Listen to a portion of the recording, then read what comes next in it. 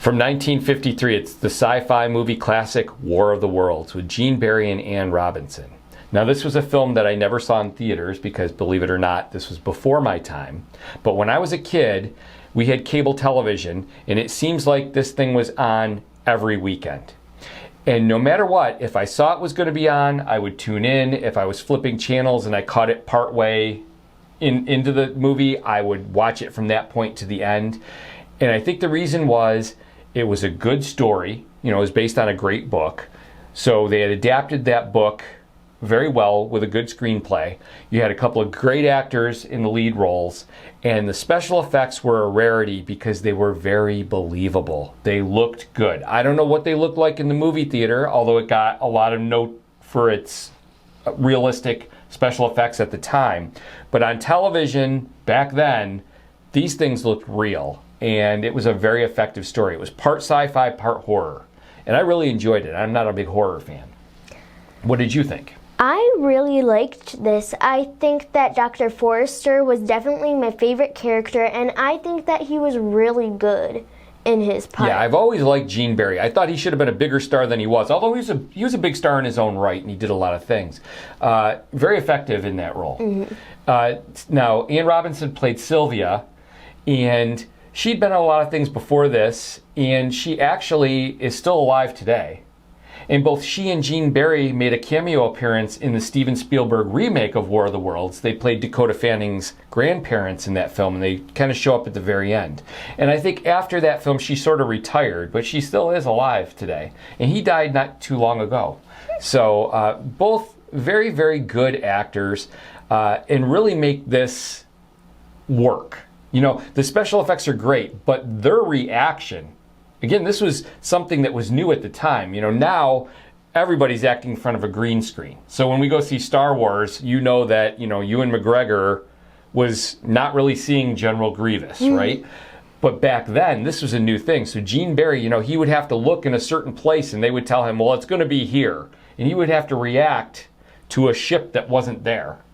And she would have to react to certain things that weren't there. And I thought they were both very, very effective with that.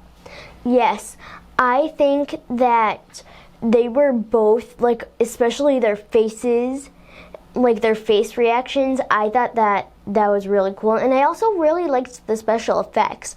And especially when the alien robot things would shoot the lasers, or especially when they would kind of disappear, the people would kind of disappear. It reminded me of Star Trek. Yeah, how so they when the ship would shoot them and they would, you know, dematerialize basically. Again, yes, you're correct. Very effectively done. Now the alien ships that they used in this, not the meteors, but the ships that rise out of the meteors, they were not the same as what H.G. Wells put in the book. He put these tripedal walkers in the book. And I thought their rationale for changing this actually made sense. This is one of those rare occurrences where they changed what the book called for, but they did it for the right reason and it had a really effective result. They felt that by the laws of physics, a tripedal moving machine would not be able to navigate through a city in 1953 without falling over. So they went with these flying machines, and I think, you know, in retrospect, great decision because these things were really realistic looking.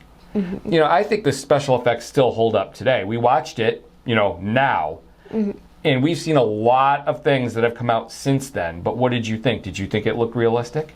Yes, I think it looked very realistic. I couldn't tell the difference between the actors and the robot aliens, like as far as special effects. Yeah, when they were in the the scene at the same time. Right. The only thing, you know, the lasers weren't as effective. They didn't look as real. They obviously looked a little more cartoony, but I didn't care. No. You know, it still worked for me. It told the story. It's a storytelling device, and it still worked, right? So that made good sense.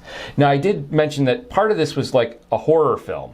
And that comes from the aliens themselves. Although you and your brother felt like they were kind of cute at times. They reminded you body-wise a little bit of E.T., I think, the way they kind of walked. And, yes, they would waddle and I thought that was cute. And then his little scream. Yes, when he got injured and he screamed and ran off, both of you, it was an audible awe that you put out. And I thought, they're the evil aliens that are killing everybody, and you feel bad for them. But I get why.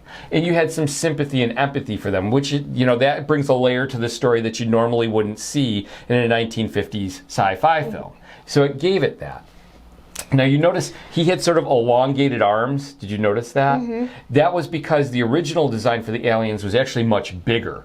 And they had started building them, and then it wasn't going to work, and they had to go with smaller aliens, but they left the longer arms in. And that actually kind of helps make them a little less cute and a little more creepy, which they needed to be.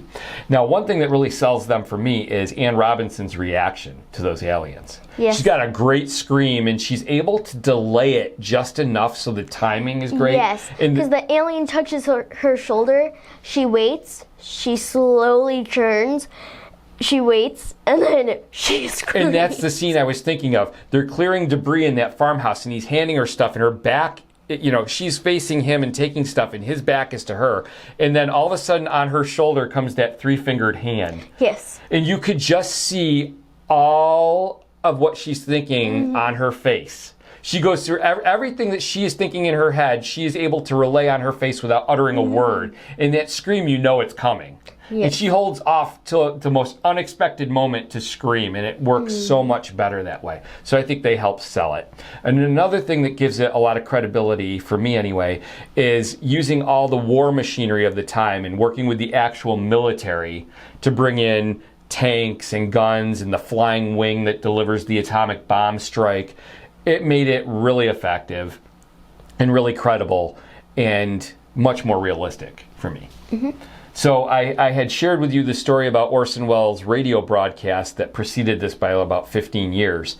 And as effective as that was on the radio, the reviews that were put out at the time for this film said this was just as effective of a visual representation of H.G. Wells' book as the audio version that Wells had done 15 years prior. And I would have to agree with that. For me, this is one of my favorite old school sci-fi movies. Yeah, and based on what you've told me about the book and how good it is, I think that there are many cases where the book is definitely better than the movie, or some cases where the movie is better than the book. But I think that based on what you've told me by the book and me seeing this movie, I think they're probably equal. Yeah, I think you could enjoy reading the book, and you definitely enjoy this film. And for me, I still like this version better than the Steven Spielberg remake.